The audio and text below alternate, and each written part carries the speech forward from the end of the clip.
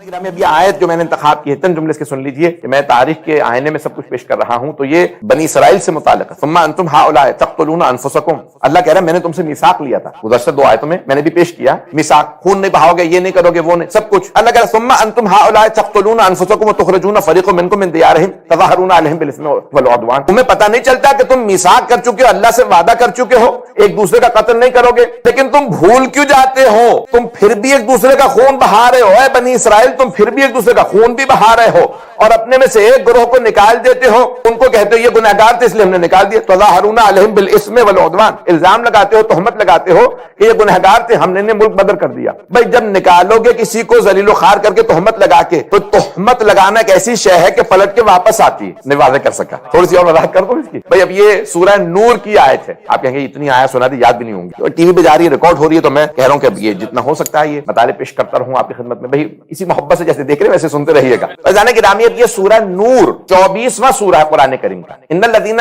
یحبون ان تشیع الفاحشۃ فی الذین آمنوا لہم عذاب علیم فی الدنیا والآخرہ، وہ جو مؤمنوں کے اندر عیب تراشی کرتے ہیں، فحاشی کی نسبتیں دیتے ہیں، ان کے لیے دنیا اور آخرت میں عذاب ہے۔ بھئی نہیں پہنچا سکتے۔ گناہ تین طرح کے ہیں، کچھ گناہ ایسے ہیں جن کا عذاب صرف آخرت میں، جیسے شرک، اللہ مشرک کا رزق نہیں روکتا، اللہ کے منکر ہے پھر بھی اللہ کہتا ہے نہیں کھانے پینے دو، پتہ نہیں لوگ ہیں یا نہیں۔ کہیں پہ آپ نے دیکھا کہ کوئی مشرک ہو اسے کھانا نہ مل رہا ہو، کھاتا پیتا رہتا ہے، اسے رزق ملتا رہتا ہے، نہ اللہ اس سے مکان چھینتا ہے، نہ اللہ لباس چھینتا ہے، اللہ کہتا ہے کوئی بات نہیں، دنیا میں جتنا انجوائے کرنا چاہتے ہیں کر لیں، آخرت میں ایک ہی دفعہ عذاب دوں گا۔ کچھ گناہوں کا عذاب صرف آخرت میں، کچھ ایسے گناہ جن کا عذاب صرف دنیا میں۔ مومنین کے لیے بعض اوقات ہم ایک دوسرے سے ظلم زیادتی کرتے ہیں، یہیں پہ اللہ سختی دے دیتا ہے، سزا دے دیتا ہے تاکہ آخرت میں مومن کو عذاب نہ ہو۔ بہت سے لوگ کہتے ہیں بڑی بیماری کاٹ کے گئے، دنیا میں انہوں نے اپنی برزخ کاٹ لی، کچھ یہاں پہ نہیں کاٹتے تو برزخ میں کاٹتے ہیں، توجہ ہو تاکہ وہ کاٹ کوٹ لیں، پاک ہو جائیں، تو بھی توبہ کر لو بجائے کہ پھر کچھ نہیں کاٹنا پڑے گا۔ تو انسان بعض کا سختیاں دیکھتا ہے، پریشان نہ ہوئیے، میری باتوں سے پریشان میں دیکھ رہا ہوں کہ لوگ ہو رہے ہیں۔ تو جانے گرامی کچھ گناہ ایسے جن کا عذاب صرف آخرت میں، کچھ گناہ ایسے جن کا عذاب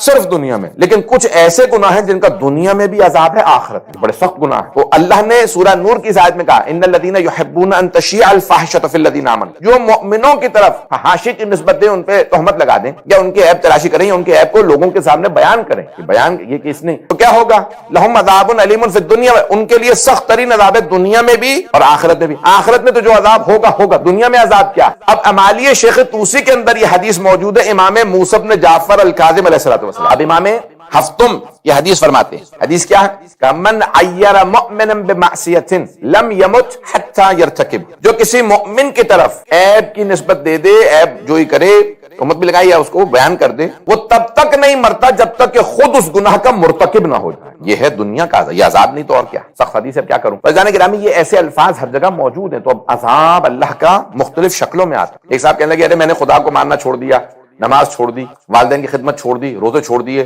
سب کچھ چھوڑ چھاڑ دیا، کچھ بھی نہیں ہوا۔ تو کسی نے لکھا بھئی اس سے بڑا تیرے پہ عذاب اور کیا ہوگا، تو سارے عقائد سے ساری عبادتوں سے محروم ہو گیا، اس سے بڑا تو عذاب کیا چاہ رہا ہے اللہ کا۔ پتہ نہیں لوگ ہیں یا نہیں۔ یہ مختلف عذاب کی مختلف شکلیں ہوتی ہیں کہ بعض اوقات، اب میں ایک حدیث ہے بڑی سخت حدیث ہے، البتہ پتہ نہیں پروردگار گناہوں کو معاف کر کے، اب یہ عجیب و غریب حدیث، امیر المومنین سے کسی نے پوچھا، یہ ظاہراً سفینۃ البحار میں عباس قمی نے تحریر فرمائی ہے، کہ مولا جس آدمی کی زبان قابو میں نہ ہو، جس کو چاہے نشتر مار دے، جس کی چاہے غیبت کر دے، تہمت لگا دے، برائیاں کرے، جھوٹ بول دے، تو کیا اس کی سزا؟ مولانا کا آخرت میں تو ہے، دنیا کے اندر بہت سی عبادات سے محروم ہو جائے، حرمت صلاۃ اللیل، نماز شب کے لیے کبھی نہیں آنکھ کھلے گی، کبھی اس کو توفیق نہیں ہوگی، کئی اس کے نمازیں قضا ہوں گی، کئی ایسے۔ یہ زبان جو ہے نا، اللہ نے 32 اس کے اوپر پہرے دار بٹھائے، یہ دانت پہرے داری تو ہے نماز پہ، اس پہ 32 محافظ بٹھائے، 2 گیٹ لگا دیے ہونٹوں کی شکل میں، پھر بھی قابو میں نہیں ہے، گھر اجاڑ دیتی ہے، جنگیں کروا دیتی ہے، دنیا میں فساد کروا دیتی ہے، فتنے کروا دیتی ہے۔ یہ 2 چھٹانگ کی زبان ہے، لیکن کسی کے بھی قابو میں نہیں ہے، کتنے بڑے بڑے کام کر دیتی ہے، پتہ نہیں بات پہنچ رہی ہے نہیں پہنچ رہی، اور مجھے پتا ہے اس پہ کوئی داد تو ملنی نہیں ہے۔ تو عزیزان گرامی، یہ تمام کے تمام مفاہیم اگر آپ قرآن کریم کو دیکھتے چلے جائیں گے تو قرآن بڑی گہرائی سے بات کر رہا ہے۔ ثم انتم هؤلاء تقتلون انفسکم وتخرجون فریقا منکم من دیارہم تظاہرون علیہم بالاثم والعدوان وان یاتوکم اسارى تفادوہم، اور اگر کہیں تمہارے پاس قیدی آ جاتے ہیں تو تم ان کا فدیہ دیتے ہو وَهُوَ مُحَرَّمٌ عَلَيْكُمْ إِخْرَاجُهُمْ کہ ان سے تم لے کے فدیہ دو تو یہ تم پہ حرام ہے. یہ آیت جو چل رہی ہے. اور پھر کیا ہوتا ہے اَفَتُؤْمِنُونَ بِبَعْضِ الْكِتَابِ وَتَكْفُرُونَ بِبَعْضٍ کیا تم کتاب کے بعض چیزوں پہ ایمان لاتے ہو بعض پہ ایمان نہیں لاتے. فَمَا جَزَاءُ مَن يَفْعَلُ ذَلِكَ إِلَّا خِزْيٌ فِي الْحَيَاةِ الدُّنْيَا وَيَوْمَ الْقِيَامَةِ يُرَدُّونَ إِلَىٰ أَشَدِّ الْعَذَابِ. اللہ فرماتا ہے ایسا کرنے والوں کے لیے کیا ہے کہ دنیا میں ذلیل و خوار ہوگا اور آخرت میں شدید عذاب میں مبتلا ہوگا. وَمَا اللَّهُ بِغَافِلٍ عَمَّا تَعْمَلُونَ اللہ غافل نہیں ہے ان چیزوں سے کہ جو تم لوگ کر رہے ہو. اب میں یہاں پہ حدیث کچھ پیش کرنا چاہتا ہوں. آج حدیث و آیات بعض کا تو انسان پہلے سے مطالعہ جو کر رہا ہوتا ہے بہت زیادہ چیزیں واپس آ رہی ہوتی ہیں, کچھ ایسی ہوتی ہیں جو پچھلے مطالعے آتے ہیں اس میں سے بھی چیز آ جاتی ہے اور انسان سوچتا ہے کیا پڑھوں کیا چھوڑ دوں اور وقت بھی مد نظر ہوتا ہے. عزیزان گرامی اب یہاں ایک مولا امیر کی بڑی پیاری حدیث ہے, جب سوچتا ہوں تو عجیب و غریب کیفیت ہو جاتی ہے, رونگٹے کھڑے ہو جاتے ہیں.